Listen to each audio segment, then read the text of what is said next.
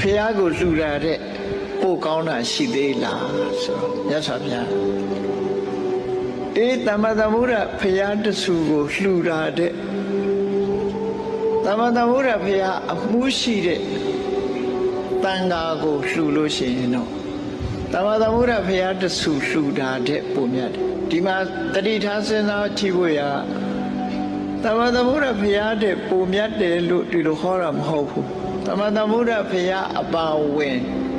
တန်ခါကိုလှူတာကပုံမြတ်တယ်လို့ဒီလိုဟောတာနော်ဘုရားကပါတယ်ဒီထဲမှာမြတ်စွာဘုရားအပါဝင်တန်ခါကိုလှူလိုက်တာကပို့ပြီးတော့ဒီကုသိုလ်ကောင်းမှုကပို့ပြီးတော့မြင့်မြတ်တယ်ထူးခြားတယ်လို့သူဆိုအဲ့တော့လောကမှာအကောင်းဆုံးကိုရှာလုပ်ခြင်း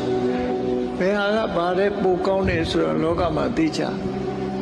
ဖျားမှုရှိတဲ့တန်ခါကိုလှူလိုက်ရတဲ့အလှူက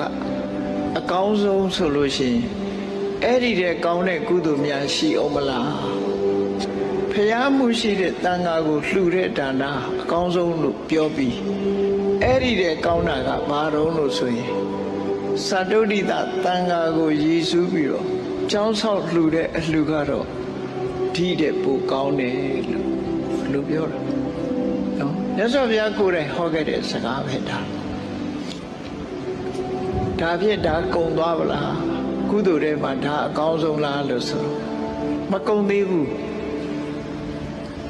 ကုံသေးဘူးဒါနရဲတော့ဒါကုံသွားပြီကျောင်းဆောက်တဲ့အလှူကထွတ်ထိပ်ရောက်သွားပြီကဲဒီတဲ့ကောင်းတာကုသိုလ်လုပ်ချင်သေးတယ်ဆိုရင်မလုပ်အောင်ကြည်နူးတဲ့စိတ်နဲ့ဗုဒ္ဓံတရဏံကိစ္ဆာမိဓမ္မံတရဏံကိစ္ဆာမိသံဃံတရဏံကိစ္ဆာမိ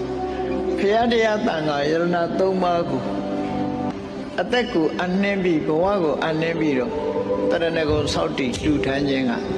ချောင်းဆောက်လှူတာတဲ့ပိုကောင်းမြတ်များ